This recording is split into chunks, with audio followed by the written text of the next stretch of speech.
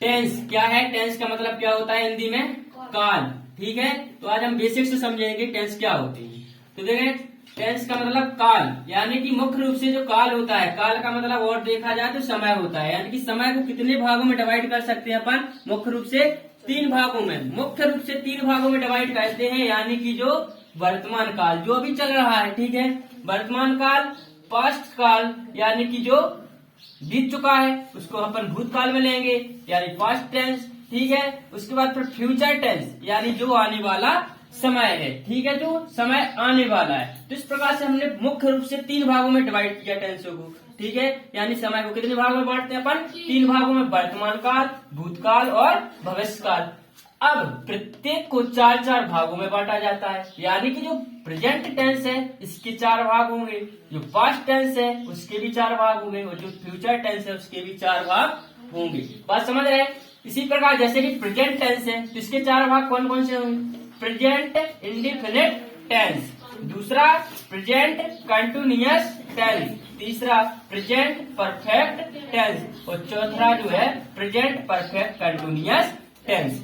तो सबसे पहला भाग जो है प्रेजेंट टेंस का, present indefinite tense. Present indefinite tense में जहां पर कार्य अनिश्चित समय में होता है, मतलब कि जो कार्य हो रहा है लेकिन उसका ये पता नहीं है कि कब से प्रारंभ होगा और कब समाप्त होगा, यानी कि इसमें समय की निश्चितता नहीं रहती है। ठीक है, तो वहां पर कौन सा टेंस होगा? प्रेजेंट इंडेफिनिट या सिंपल प्रेजेंट टेंस होगा। ठीक है, तो जहां पर अपन को पता करना है कि कौन सा टेंस होगा, तो उसकी पहचान के लिए हमने क्या लिखा है कि वाक्य के अंत में क्या होना चाहिए? वाक्य के अंत में कोई भी अपन वाक्य पढ़ रहे हैं तो उसके अंत में क्या देखना है अपन को? ता है, ती है और ते है। ठीक है, यानी कि है शब्द आ रहा है लास्ट में तो उससे तो पता लगेगा प्रेजेंट का, और जो ता है उससे पता लगेगा अपन को इंडेफिनिट का। ठीक है, यानी कि वाक्य के अंत में ता है, ती है, ते है आते हैं तो वहां पर प्रेजेंट इंडेफिनिट टेंस होगा। और जब हमें पता लग जाएगा कि प्रेजेंट इंडेफिनिट टेंस है तो फिर वहां पर क्रिया के रूप में अपन किसको ले सकते हैं? क्रिया के रूप में अपन फर्स्ट फॉर्म, क्रिया जो होती है उसकी फर्स्ट फॉर्म लगाएंगे। फर्स्ट फॉर्म, ठीक है, वर्ब की फर्स्ट फॉर्म के साथ अपन किसका प्रयोग करते हैं? एस या ईएस का प्रयोग करेंगे। ठीक है, वर्ब की फर्स्ट फॉर्म के साथ एस या ईएस का प्रयोग करते हैं, लेकिन एस या ईएस का प्रयोग किसके साथ करेंगे? हम सिंगुलर के साथ, यानी एक वचन के साथ। अगर बहुवचन में टेंस आता है तो फिर वहां पर हम एस या ईएस का प्रयोग नहीं करते हैं। ठीक है, केवल एक वचन के साथ ही हम एस या ईएस का प्रयोग करेंगे।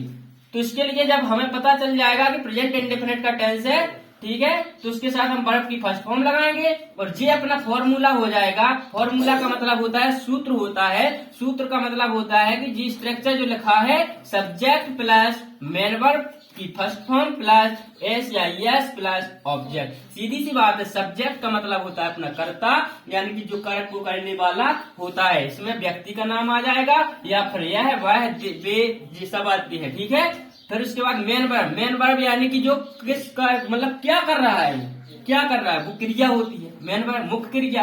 ठीक है, उसकी फर्स्ट फॉर्म आएगी प्लस उसी के साथ अपन एस या एस का प्रयोग करेंगे और उसके बाद ऑब्जेक्ट, ऑब्जेक्ट यानी किस कार्य को करता है। ठीक है, किस कार्य को करता है। ऑब्जेक्ट का मतलब होता है कारक। ठीक है, और सब्जेक्ट का मतलब कर्ता और मेन वर्ब का मतलब मुख्य क्रिया। ठीक है, तो इस प्रकार से इसको करेंगे। जैसे अब एग्जांपल आएगा, जैसे कि सीता गाना गाती है, तो जब ये टेंस आ गया सीता गाना गाती है, तो यहाँ पर देखो अपन को टी लगाना, क्या लगा है? टी लगा है अंत में, और क्या है भी है। ठीक है, तो है से पता लगा हमें प्रेजेंट का और ती से पता लगा हमें इंडेफिनिट का। है से पता लगा प्रेजेंट का और ती से पता लगा इंडेफिनिट का। तो जब प्रेजेंट इंडेफिनिट का टेंस है तो तुरंत हम किस पे जाएंगे? तुरंत हम जाएंगे इस फॉर्मूला पे। ठीक है, फॉर्मूला क्या बोलता है? सबसे पहले सब्जेक्ट आएगा, तो इसमें सब्जेक्ट क्या है?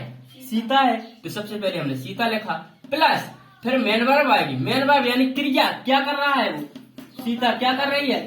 गाती है ना, गाना, गानी। ठीक है, गाती, गाती का मतलब यानी कि जो क्रिया है वो क्या हो जाएगी? सिंग।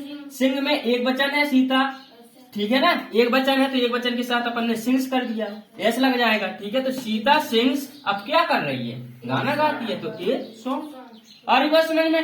यानी सबसे पहले सब्जेक्ट लिया, फिर मेन वर्ब यानी कि सिंग्स लिया, फिर इस सिंग के साथ एस या एस का प्रयोग किया, हमने एस जोड़ दिया, फिर उसके बाद ऑब्जेक्ट, ऑब्जेक्ट मतलब क्या गाती है, गाना गाती है, ठीक है। तो इस प्रकार से सीता सिंग्स ए सॉन्ग। दूसरा है जैसे वे दौड़ने जाते हैं, अब यहाँ पर बहुवचन आ गया है, क्या आ गया, बहुवचन आ गया है, तो वे किस मान, दे मान है, ठीक है, तो वे के लिए दे आ जाएगा। फिर क्या कर रहे हैं, जा रहे हैं ना, जाना के माने, गो माने, तो बहुवचन है चूंकि, तो ई एस का प्रयोग नहीं होगा, केवल क्या आएगा, दे गो टू, कहाँ जाती है, दौड़ने जाती है, तो run, they go to run, सीधी सी बात है, पहले जे लिया, फिर जे लिया, फिर जे लिया, ठीक है, तो इस प्रकार से जे हो जाएगा। तीसरा जैसे वह सड़क पर बहुत तेज गाड़ी चलाता है, वह सड़क पर बहुत तेज गाड़ी चलाता है, तो सबसे पहले हमने क्या लिया, वह ही, फिर लेंगे हम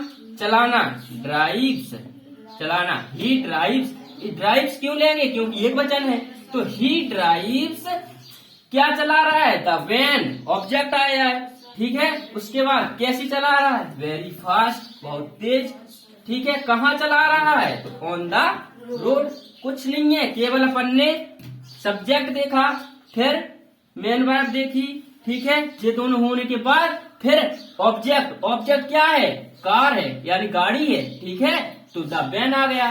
फिर कहाँ चलाता है, तो मतलब कैसी चला रहा है, वेरी फास्ट, कहाँ चलाता है, ऑन द रोड, कोई दिक्कत, इस प्रकार से ये बन जाएगा, ठीक है।